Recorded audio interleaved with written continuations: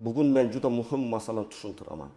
2026 yilda pensiya, ish staji, sug'urta badallari va hujjatlarni rasmiylashtirish bo'yicha ayrim muddatlarni o'tkazib yuborsangiz, keyin nafaqa yoki pensiya miqdorida yo'qotish bo'lishi mumkin. Bu mavzu faqat pensionerlarga emas, hozir ishlayotganlarga, yaqin yillarda pensiyaga chiqadiganlarga, norasmiy ishlaganlarga, chet elda mehnat qilayotganlarga va oila a'zolarining hujjatlarini yuritayotgan farzandlarga ham tegishli. Shuning uchun videoni oxirigacha ko'ring, hoziroq kanalga obuna bo'ling va like bosib qo'ying. Chunki bunday ma'lumotni vaqtida bilgan odam pulini, vaqtini va asabini asraydi. Men ko'p odamlar bilan ishlaganimda bir xil holatni ko'raman. Inson yillar davomida ishlaydi. Lekin pensiya yoshiga yaqinlashganda ma'lum bo'ladiki, ayrim yillari stajga kirmagan, ish haqi bo'yicha ma'lumot to'liq tushmagan, eski korxona yopilib ketgan. Arxivdan ma'lumotnoma topilmayapti yoki chet eldagi mehnat davri rasmiy tasdiqlanmagan. Odam o'ylaydi, men ishlaganman-ku, hamma biladi-ku, lekin pensiya tizimida hamma biladi degan tushuncha ishlamaydi. Bu yerda hujjat, elektron yozuv, to'langan badal, mehnat ma'lumotnomasi va rasmiy tasdiq muhim. Avvallari ko'p narsa qog'oz mehnat daftarchasi, korxona buxgalteriyasi va arxiv ma'lumotlariga tayanib hal qilinardi. Agar odamning mehnat daftarchada yozuv bo'lsa, ko'p hollarda shu asos bo'lardi. Lekin so'nggi yillarda tizim elektronlashmoqda. Ish beruvchi xodimni rasmiy kiritishi, mehnat shartnomasini ro'yxatdan o'tkazishi, soliq va ijtimoiy to'lovlarni to'g'ri aks ettirishi kerak. 2026 yilga kelib esa asosiy e'tibor aynan ma'lumotlarning elektron bazalarda to'g'ri turishiga qaratiladi. Ya'ni siz bugun ishlayotgan bo'lsangiz ham, 10 yil oldingi ish joyingiz bo'lsa ham, pensiya hisobida ko'rinadigan raqamlar bilan haqiqiy hayotingiz mos kelishi kerak. Endi eng muhim qismga o'tamiz. Men 3 ta sanani alohida eslataman. Bu sanalar atrofida har bir odam o'z hujjatlarini tekshirishi, kerakli arizalarni berishi va xatolarni oldindan tuzatish kerak. 2026 yil 1 yanvar birinchi muhim chegara sifatida qaralishi kerak. Chunki yangi yil boshlanishi bilan pensiya hisob kitobida ish stajini tasdiqlashda, ayrim to'lovlar va ma'lumotlarni elektron tarzda yuritishda yangilangan tartiblar kuchayishi mumkin. Men bu sanani shunchaki kalendar bo'shi deb emas, balki tekshiruv nuqtasi deb qarashni maslahat beraman. Kimlar ayniqsa e'tiborli bo'lishi kerak? Birinchi navbatda 2026 yilda pensiyaga chiqadiganlar. Masalan, erkak kishi 2026 yilda 6 yoshga to'lsa yoki ayol kishi 25 yoshga to'lsa, u odam pensiya yoshiga yaqinlashgan bo'ladi. Bunday insonlar 1 yanvargacha o'z ish staji daromadlari, mehnat daftarchasi va elektron ma'lumotlarni tekshirtirib qo'yishi kerak. Chunki pensiya tayinlash jarayonida biror yil bo'sh chiqib qolsa, uni topish va tasdiqlashga vaqt ketadi. Oddiy misol keltiraman. Akmal aka 1968 yildan 1996 yilgacha zavodda ishlagan, keyin 2000 yildan hozirgacha boshqa tashkilotda ishlab kelmoqda. U o'ylaydi, menda 3 yildan ko'p staj bor, lekin tekshiruvda ma'lum bo'ladiki, 1992-1994 yillar bo'yicha zavod arxivi to'liq topshirilmagan, mehnat daftarchasidagi muhr esa xira. Agar Akmal aka buni pensiyaga ariza berayotgan kuni bilsa, pensiya tayinlash cho'ziladi yoki ayrim davrlar vaqtincha hisobga olinmay qolishi mumkin. Agar u 2026 yil 1 yanvargacha hujjatlarni ko'rib chiqsa, arxivga murojaat qilish, sobiq korxona hujjatlarini izlash, guvohlik va boshqa rasmiy manbalarni tayyorlashga ulguradi.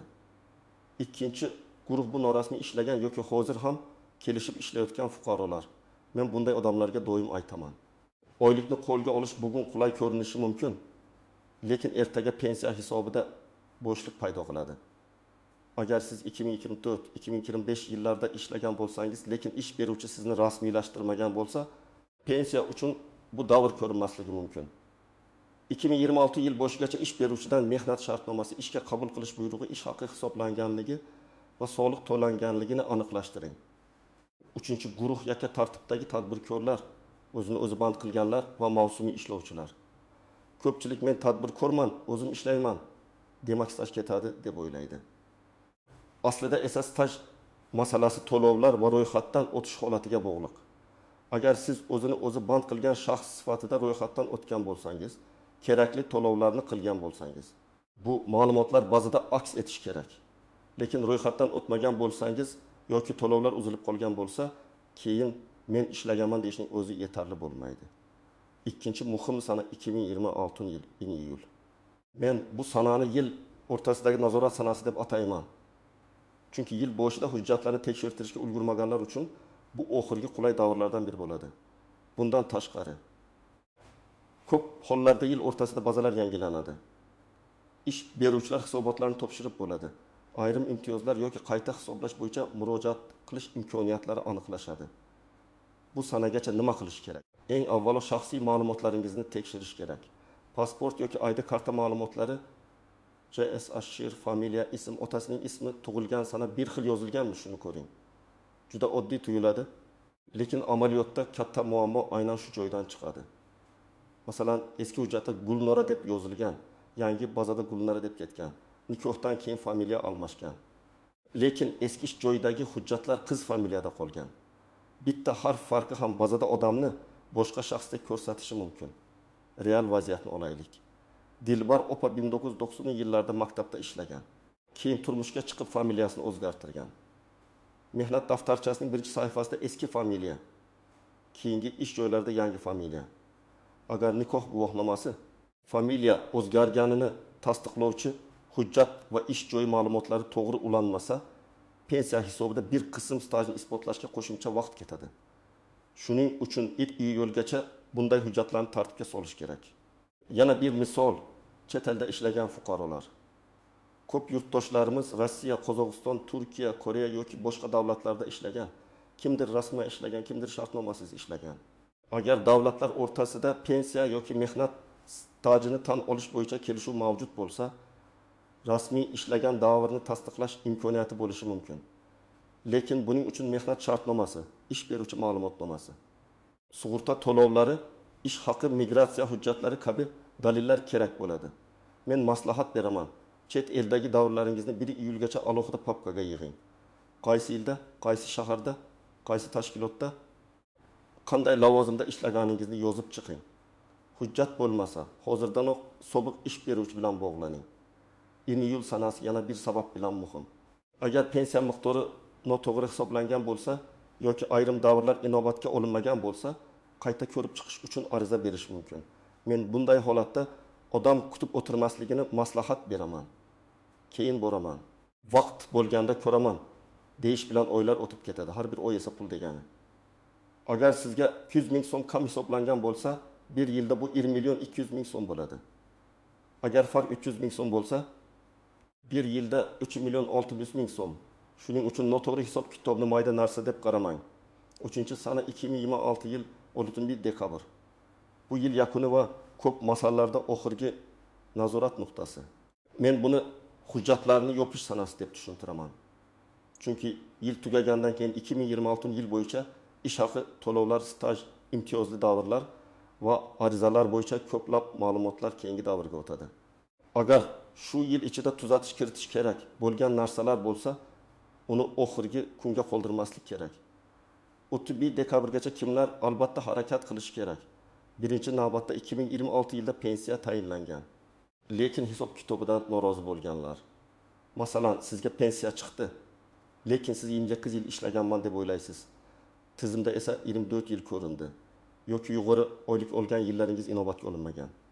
Bunday holatda pensiya jamg'armasi bo'limiga, davlat xizmatlari markaziga yoki mavjud elektron xizmatlar orqali murojaat qilib, qayta tekshiruv so'rash kerak. Arizada aniq yozing, qaysi davr stajga kiritilmagan, qaysi ish joyi hisobga olinmagan, qaysi hujjat ilova qilinyapti. Ikkinchi guruh o'quvchisini yo'qotganlik pensiyasi, nogironlik pensiyasi yoki imtiyozli pensiya masalasi bor oilalar. Bu yerda muddatlar yanada muhim. Chunki ayrim pensiya turlari faqat ariza berilgan sana yoki huquq paydo bo'lgan davr bilan bog'liq hisoblanadi. Agar oila hujjatlarni kech topshirsa, pulni olish muddati ham kechikishi mumkin. Masalan, boquvchi vafot etgandan keyin farzandlar nomiga pensiya rasmiylashtirish kerak bo'lsa, tug'ilganlik guvohnomalari, o'lim guvohnomasi, qarindoshlikni tasdiqlovchi hujjatlar. Ta'lim muassasasidan ma'lumotnoma kerak bo'lishi mumkin. Talaba 15 yoshdan oshgan bo'lsa, kunduzgi ta'limda o'qiyotgani bo'yicha ma'lumotnoma talab qilinadi. Mana shu hujjatlarni kechiktirish oilaning real daromadiga ta'sir qiladi. Uchinchi guruh nogironligi bo'lgan shaxslar va ularning yaqinlari. Tibbiy ijtimoiy ekspertiza xulosasi, nogironlik muddati, qayta ko'rik sanasi. Pensiya yoki nafaqa turi to'g'ri yuritilishi kerak. Agar qayta ko'rik sanasi o'tib ketsa yoki hujjat yangilanmasa, to'lovlarda uzilish bo'lishi mumkin. Men bu yerda bitta oddiy maslahat beraman. Telefoningizga qayta ko'rik sanasidan kamida bir oy oldin eslatma qo'ying. Hujjat ishi oxirgi haftada bajariladigan ish emas. Agar siz rasmiy ishlayotgan bo'lsangiz, ish beruvchi siz uchun barcha hisobotlarni topshirayotgan bo'lsa, elektron mehnat shartnomangiz bor bo'lsa, soliq va ijtimoiy to'lovlar ko'rinayotgan bo'lsa, sizda xavf kamroq. Lekin kamroq degani umuman tekshirmasa ham bo'ladi degani emas. Chunki xato ish beruvchi tomonidan ham, bazadagi texnik nomuvofiqlik sababli ham, hujjatdagi ism familiya farqi sababli ham chiqishi mumkin. Agar sizda eski mehnat daftarchasi bo'lsa, 1990 yillar yoki 2000 yillar boshidagi ish joylaringiz bo'lsa, yopilib ketgan korxonalarda ishlagan bo'lsangiz, uzoq tanaffus bilan ishlagan bo'lsangiz, chet elda bo'lgan bo'lsangiz yoki norasmiy ishlagan davrlaringiz bo'lsa, siz albatta tekshirishingiz kerak. Ayniqsa pensiyaga 1-3 yil qolgan odamlar hali vaqt bor deb yurmasligi kerak. Arxivdan ma'lumot olish bir kunda hal bo'lmaydi. Ba'zan bir ma'lumotnomani topish uchun tuman arxivi, viloyat arxivi, sobiq tashkilot huquqiy vorisi, kadrlar bo'limi va buxgalteriya ma'lumotlari tekshiriladi. Yana bir nozik shart, ayollarda bola parvarishi davri, dekret ta'tili, ishga qaytish sanasi, ish joyidagi buyruqlar alohida ahamiyatga ega. Masalan, ayol 1998 yilda farzandli bo'lgan, 3 yil uyda bo'lgan, keyin ishga qaytgan. Bu davrining qaysi qismi stajga qanday kiritilish amaldagi tartibga bog'liq. Agar hujjatda buyruq sanalari noto'g'ri bo'lsa yoki farzand tug'ilganlik guvohnomasi ilova qilinmasa, hisob-kitobda savol tug'iladi. Shuning uchun ayollar farzandlarining tug'ilganlik guvohnomalari, nikoh guvohnomasi, familiya o'zgargan hujjatlar va ish joyi buyruqlarini alohida saqlashi kerak. Birinchi xato, odam faqat mehnat daftarchasiga ishonadi. Mehnat daftarchasi muhim, lekin zamonaviy tizimda elektron ma'lumotlar ham katta rol o'ynaydi. Agar qog'ozda bor, bazada yo'q bo'lsa, tekshiruv kerak. Agar bazada bor, lekin hujjatda nomuvofiqlik bo'lsa, yana tekshiruv kerak. Ikkinchi xato, korxona yopilgan, endi baribir topilmaydi deb o'ylash. Har doim ham shunday emas. Yopilgan korxonalarning hujjatlari arxivga topshirilgan bo'lishi, boshqa tashkilotga o'tgan bo'lishi yoki huquqiy vorisda saqlanishi mumkin. Men ko'p holatda odamlar o'zi izlamagan uchun stajdan ayrilganini ko'rganman. Avval tuman arxividan boshlang, keyin viloyat arxivi, undan keyin sobiq tashkilotning vorisi yoki yuqori turuvchi idorani aniqlang.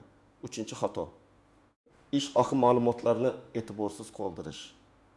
Pensiya faqat stajga emas, ayrim hollarda ish haqi ko'rsatkichlariga ham bog'liq bo'lishi mumkin. Agar sizning eng yuqori daromad olgan yillaringiz hujjatda ko'rinmasa, pensiya miqdori kutilgandan past chiqishi mumkin. Masalan, odam 2010dan 2015 yillarda yaxshi oylik olgan, lekin shu davr bo'yicha ma'lumot noto'g'ri tushgan. Natijada o'rtacha ko'rsatkich pasayadi. Bunday vaziyatda buxgalteriya ma'lumotlari, soliq bazasi, ish haqi vedomoslari va boshqa tasdiqlar kerak bo'ladi. 4-chi xato, arizada umumiy yozish. Pensiyamni qayta hisoblab bering deb yozish ba'zan yetarli bo'lmaydi. Men arizada imkon qadar aniq yozishni maslahat beraman. 1996 yil mart oyidan 2001 yil sentabr oyigacha falon tashkilotda ishlagan davrim stajga kiritilmagan. Ushbu davrni tasdiqlovchi mehnat daftarchasi nusxasi va arxiv ma'lumotnomasini ilova qilaman. Shunda mas'ul xodim nimani tekshirish kerakligini aniq ko'radi. 5-chi xato, hujjatlarning asl nusxasini nazoratsiz topshirish. Hujjat topshirayotganda nusxa qoldiring, qabul qilinganligi haqida belgi yoki ro'yxat oling. Ariza raqamini yozib qo'ying. Elektron murojaat qilsangiz, murojaat raqamini saqlang. Keyin men topshirgandim deyish o'rniga qo'lingizda dalil bo'ladi. Birinchi qadam, shaxsiy pensiya va mehnat ma'lumotlaringizni tekshiring.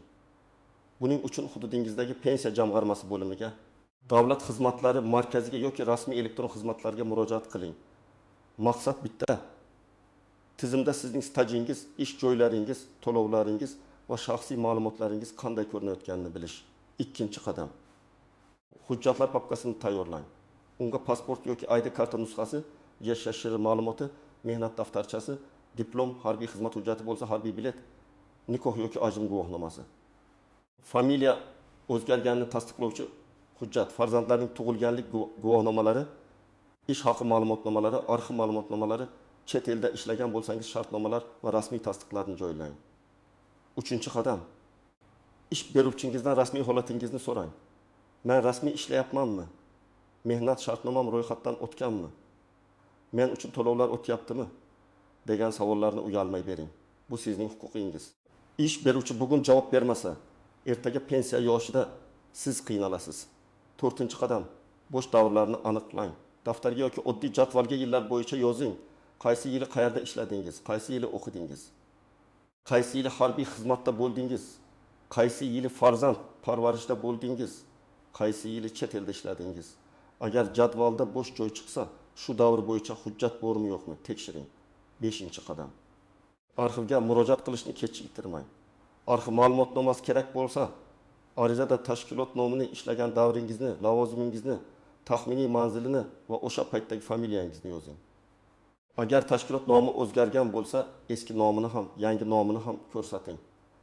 Qancha aniq yozsangiz, topish shuncha oson bo'ladi.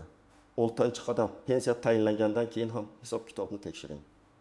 Ko'pchilik pensiya chiqishi bilan tinchiydi.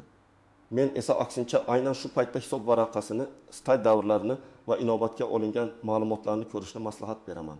Agar xato bo'lsa, darhol yozma murojaat qiling. Og'zaki gap bilan cheklanib qolmang. Demak, 2026 yilda 3 ta sanani yodda tuting. Yanvar, iyul va o'ltipingizni oldindan tekshiring. Yanvargacha o'z holatlarini tuzatish. Hujjatlarni yig'ish va ariza berish ishlarini cho'zmang.